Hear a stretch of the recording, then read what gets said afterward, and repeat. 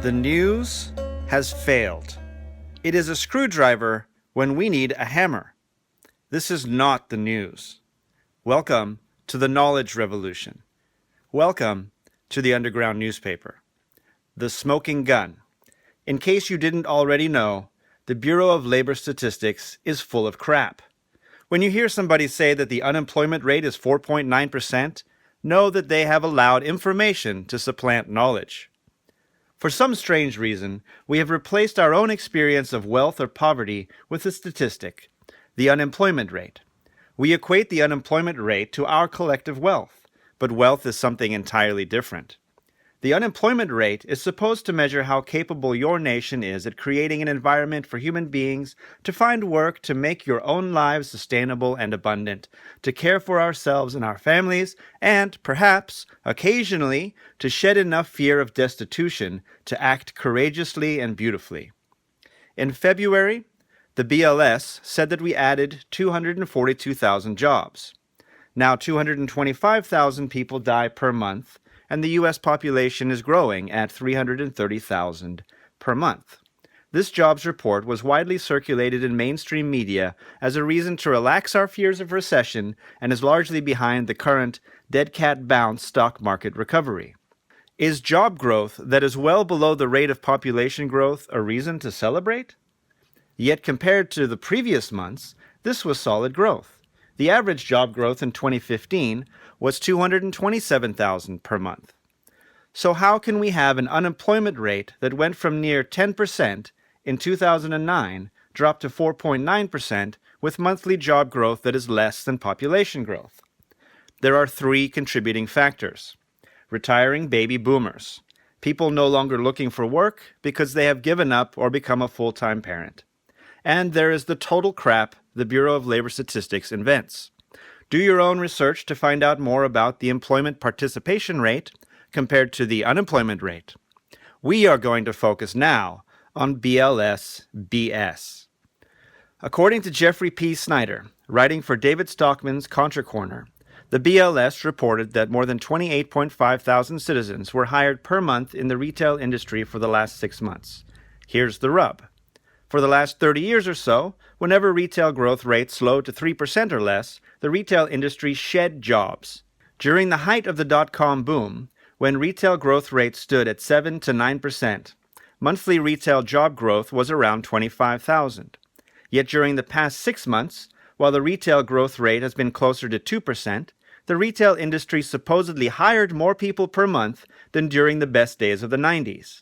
If the emperor wears no clothes, the BLS has borrowed his pants and proceeded to dance down Main Street. Next time you hear a politician boast of our incredibly low unemployment rate, know that they are using an extremely deceptive statistic, one that is produced by an organization, the Bureau of Labor Statistics, that is full of crap. Belief may benefit a Dow over 17,000. However, if we measure the real unemployment rate, there is great cause for political upheaval. So ask yourself, does the 4.9% unemployment rate benefit you? In the mainstream media today, man once caught having sex on Ferris wheel killed outside strip club. Megyn Kelly on Trump. Seriously? Politics stressing you out? Try our coloring book.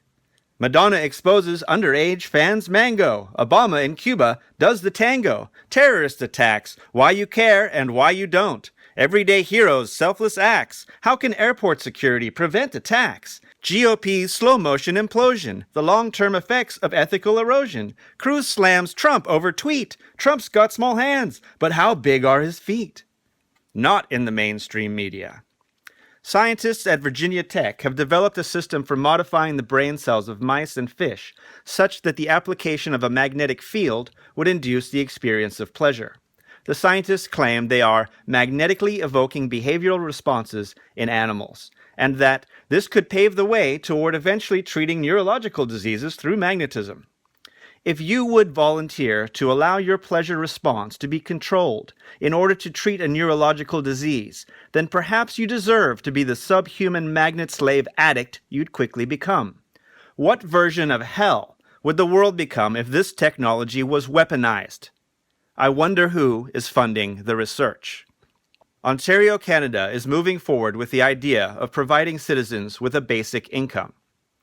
In the basic income version of helicopter money, every citizen would be given a state-provided salary, regardless of their employment status. Thought to cut out the complexity and waste of various intertwined social welfare programs and actually save money, depending on the implementation, the basic income idea could also create a society in which employment was entirely optional.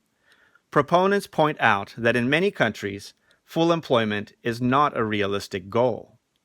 Ontario's pilot program would be among the first significant economies to adopt the basic income, with similar programs advancing in Finland, Denmark, and Switzerland. In nuclear industry news, New York's Indian Point Power Plant's radioactive leak is getting worse, leaking into groundwater in the Hudson River. Miami's Turkey Point nuclear power plant is leaking and pumping polluted water into Brisbane Bay. Fukushima Daiichi nuclear power plant is still a total disaster, and India's Gujarat nuclear power plant is leaking yet again. Food for thought. Since humans first started saving seeds, the overall trend in population has been steady growth. With the rise of science and the industrialization of agriculture, human population exploded in the last 2 centuries. According to some anthropologists, there are currently more humans alive than have ever died. However, this growth trend is beginning to reverse dramatically. As more women participate in the workforce, the decision to start a family is pushed off until later in life or given up on altogether. The result is that population growth rates have slowed dramatically, and in much of the world reversed. Most of Europe, including Russia, is experiencing population decline. China is rapidly attempting to unwind their one-child-per-family policy in a desperate attempt to defuse a geriatric time bomb. Were it not for immigration, the U.S. would be in population decline. While nations in the global south still incur positive population growth, their growth rates are steadily decreasing. Without any environmental factors, the global population is set to plateau and begin unwinding within the century. If there are no political or financial distortions, in a free market economy, decreasing population should drive up demand for labor, increasing wages. Housing goes into surplus, causing prices to decrease. While less demand is placed on the environment, an older population creates social and political stability. However, many aspects of our asset class-dominated economy rely on the idea of growth as necessity. 2% GDP growth, 2% inflation, 4% interest, 5% return on investment, and 2.5% population growth are baked into stock valuations, debt-to-income ratios, and fractional reserve lending.